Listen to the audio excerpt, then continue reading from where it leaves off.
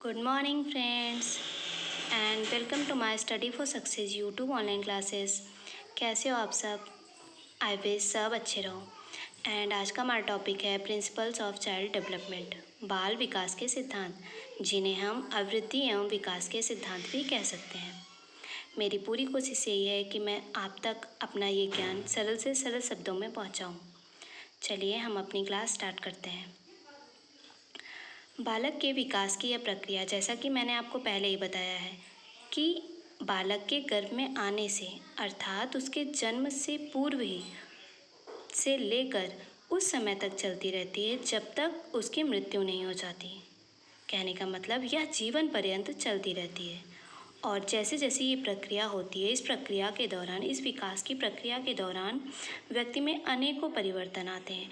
वो अनेकों नई नई योग्यताएं, नई विशेषताएं सीखता है।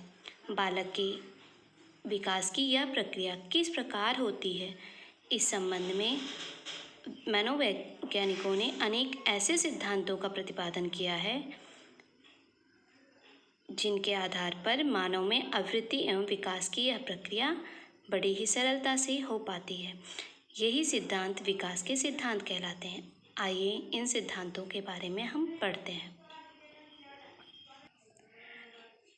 पहला है निरंतर विकास का सिद्धांत, प्रिंसिपल ऑफ कंटिन्यूअस डेवलपमेंट। विकास की प्रक्रिया एक शाश्वत प्रक्रिया है जो निरंतर चलती रहती है। हाँ, हालांकि ऐसा होता है कि विकास की गति सदैव समान नहीं रहती। कभी इसकी गति अत्यधिक तीव्र तो कभी अत्यधिक मंद हो जाती है, परंतु ये कभी रुकती नहीं है, निरंतर चलती रहती है जब तक अपनी चरम सीमा पर न पहुंच जाए। फॉर एग्ज़ाम्पल, किसी भी बच्चे में कोई भी परिवर्तन अचानक देखने को नहीं मिलता। वो परिवर्तन चाहे शारीरिक हो, मानसिक हो, कैसा भी परिवर्तन हो, वो एकाएक विकसित नहीं होते, एक दिन में नहीं आ जाते, अपितु धीरे धीरे परंतु निरंतर होते रहते हैं। दूसरा है व्यक्तिगत भिन्नता का सिद्धांत, प्रिंसिपल ऑफ इंडिविजुअल डिफरेंस। इस सिद्धांत के अनुसार अलग अलग व्यक्तियों में विकास की गति भी अलग अलग होती है। किसी व्यक्ति का शारीरिक विकास जल्दी हो जाता है तो किसी का मानसिक विकास। कुछ व्यक्ति छोटी उम्र में ही सामाजिक समायोजन स्थापित कर लेते हैं तो कुछ ढलती उम्र तक भी नहीं कर पाते। अर्थात समान आयु के बालक एवं व्यक्ति में ये आवश्यक नहीं कि सारे, चाहे वो शारीरिक विकास हो, चाहे मानसिक, सामाजिक, चारित्रिक, कोई भी विकास हो, वो सब एक ही गति से हो। उनकी गति में भिन्नताएं होती हैं। जैसे कुछ बालक होते हैं जो किसी भी ज्ञान को शीघ्रता से प्राप्त कर लेते हैं, कुछ होते हैं जिनको वो ज्ञान प्राप्त करने में थोड़ा समय लग जाता है। शीघ्रता से ज्ञान प्राप्त करने वाले बालकों को हम प्रतिभाशाली बालकों की श्रेणी में रख सकते हैं, और जो व्यक्ति जो बालक धीरे धीरे ज्ञान को सीखता है, उनको हम मंदबुद्धि वाले बालक की कैटेगरी में रख सकते हैं। ठीक है, अब हम अगला पढ़ते हैं।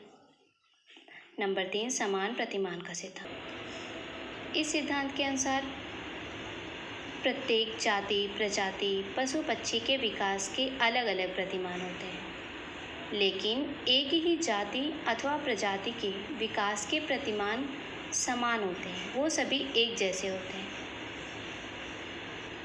जैसे उदाहरण के लिए, जैसे कोई भी बच्चा कहीं भी जन्म ले, लगभग 4 माह तक वो पेट के बल ही गति करता है, फिर पैरों के बल खड़ा होता है और उसके बाद धीरे धीरे चलने लगता है।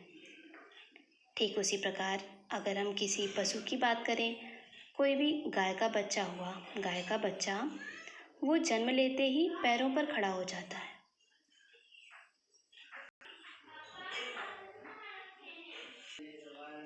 नंबर 4, विकास क्रम का सिद्धांत, या जिसका हम एक पॉइंट और बना सकते हैं, निश्चित दिशा का सिद्धांत, प्रिंसिपल ऑफ डेवलपमेंट सीक्वेंस। बालक में विकास की यह प्रक्रिया एक क्रमबद्ध रूप में चलती रहती है। जैसे बालक पहले सुनता है, फिर बोलता है। वह पहले सिर को नियंत्रित करना सीखता है, बाद में हाथों को नियंत्रित करना सीखता है। इसी प्रकार मानसिक, सामाजिक, नैतिक आदि के विकास में भी विकास का क्रम देखा जा सकता है। उदाहरण, सबसे पहले बच्चा क्या करता है? बच्चा अपने सिर और भुजाओं को नियंत्रित करना सीखता है। उसके बाद वो अपनी टांगों को नियंत्रित कर पाता है। पहले उसको चलना सीखने के लिए किसी सहारे की आवश्यकता होती है। बाद में धीरे धीरे वो बिना सहारे के चलना सीख जाता है। कुप्पुस्वामी जी ने इसे सिफेलोकॉडल क्रम का विकास भी कहा है, जिसका मतलब है सिर से पैर की ओर विकास का होना। जैसा कि मैंने आपको बताया है कि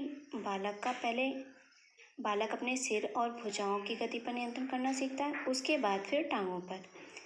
इसी तरह उन्होंने एक शब्द का और प्रयोग किया है जिसको हम प्रोक्सिमो डिस्टल क्रम भी कह सकते हैं, अर्थात केंद्र से प्रारंभ की ओर।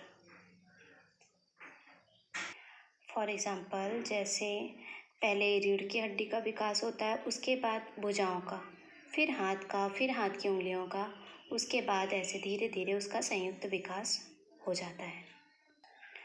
नंबर 5, सामान्य से विशिष्ट प्रतिक्रियाओं का सिद्धांत, principle of general to specific responses.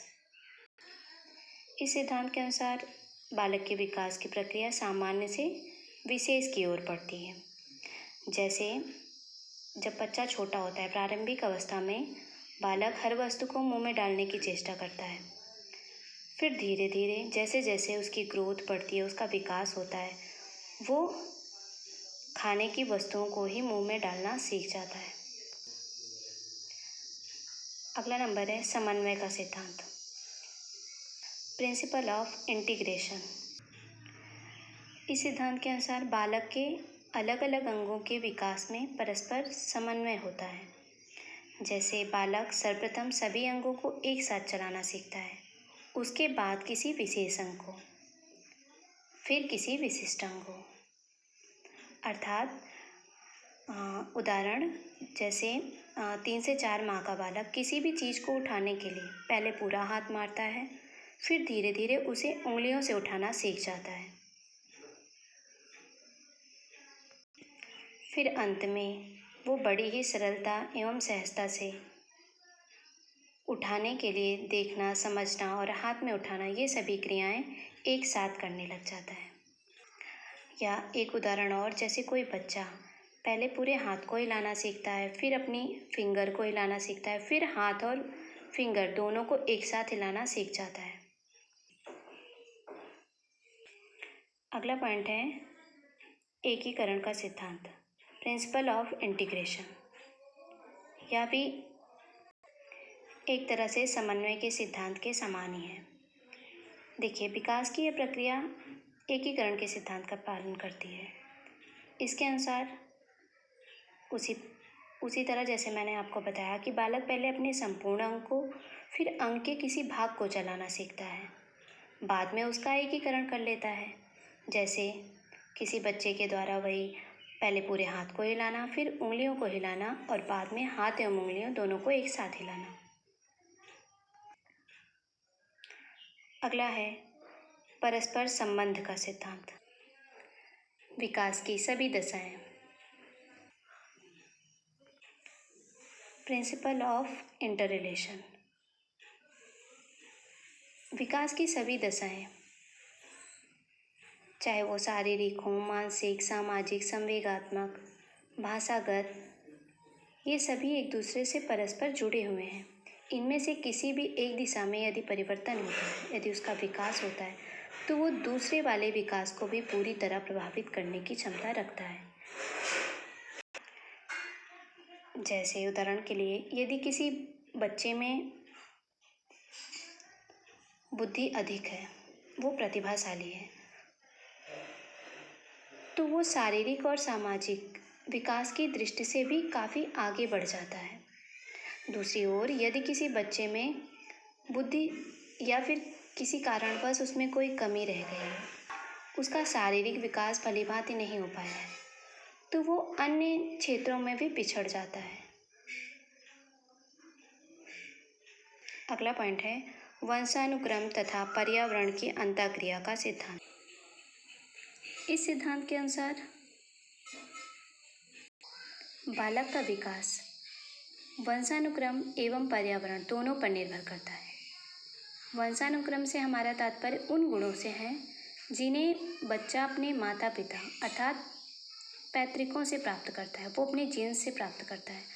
और पर्यावरण का तात्पर्य बालक के उस परिवेश से है, उस वातावरण से है जिसमें वो रहता है, जिनके साथ वो सीखता है जैसे जैसे उसका विकास होता है।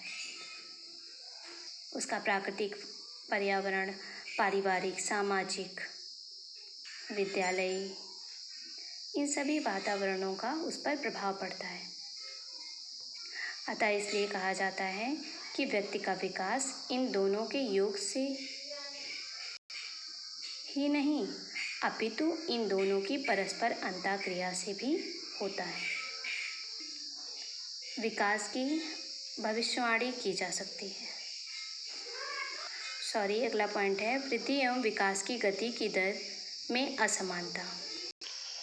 जैसा कि आपको पता है कि वृद्धि एवं विकास की गति की दर में समानता नहीं होती है। कभी ये तीव्र गति से होती है तो कभी मंद पड़ जाती है। जैसे जब बच्चा शैशवावस्था में होता है तो शुरू के वर्षों में विकास की यह गति काफ़ी तीव्र होती है, बाद में फिर कुछ वर्षों के लिए ये मंद पड़ जाती है। फिर किशोरावस्था जब आती है तो किशोरावस्था में प्रारंभ में इस गति की तीव्रता हो जाती है, तीव्रता के साथ इस गति की वृद्धि होती है, इसका विकास होता है, परंतु यह अधिक समय तक नहीं बनी रहती।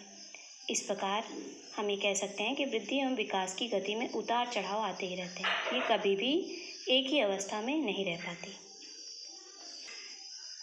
चक्राकार गति का सिद्धांत, प्रिंसिपल ऑफ स्पाइरल एडवांसमेंट। इस सिद्धांत के अनुसार बालक का विकास लंबवत अर्थात सीधा न होकर चक्राकार होता है, अर्थात वर्तुलाकार होता है। कहने का मतलब विकास की यह प्रक्रिया एक ही गति से सीधा नहीं होती, बल्कि यदि किसी बच्चे का जैसे जैसे किसी बच्चे का विकास होता है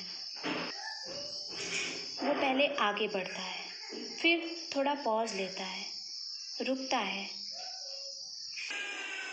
अपने उस विकास को, उस ज्ञान को स्थायी बनाता है, फिर वो आगे तेजी गति से बढ़ता है, फिर वो रुकता है, अपने ज्ञान को अस्थायी बनाता है, फिर वो आगे बढ़ता है। अर्थात ये कहा जा सकता है कि विकास लंबवत ना होकर के वर्तुलाकार होता है। जैसे बच्चा कुछ सीखता है, ज्ञान प्राप्त करता है, फिर कुछ समय तक रुककर उसका अभ्यास करता है, फिर आगे नया ज्ञान प्राप्त करता है, फिर रुकता है, उसका अभ्यास करता है, फिर आगे नए ज्ञान को प्राप्त करने के लिए आगे की दिशा में बढ़ता है। अगला पॉइंट है विकास की भविष्यवाणी की जा सकती है। Development is predictable. बालक की वृद्धि और विकास की गति को ध्यान में रखते हुए उसके आगे बढ़ने की दिशा और स्वरूप के बारे में भविष्यवाणी की जा सकती है। जैसे उदाहरण के लिए एक बच्चे की कलाई की हड्डियों का एक्सरे कराया जाता है, उससे दिया गया चित्र यह बता सकता है कि उसका आकार प्रकार आगे जाकर किस प्रकार का होगा। इसी तरह बालक को इस समय की मानसिक योग्यताओं के अनुसार उनके आगे के मानसिक विकास में क्या क्या परिवर्तन आएंगे, किस प्रकार के परिवर्तन आ सकते हैं, ऐसा पूर्व अनुमान लगाया जा सकता है।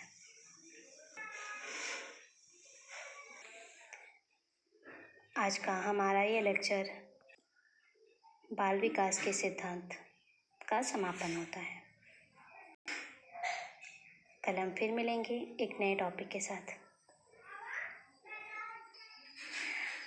अगर आप सभी को मेरा लेक्चर थोड़ा भी अच्छा लगा हो तो प्लीज़ फीडबैक के रूप में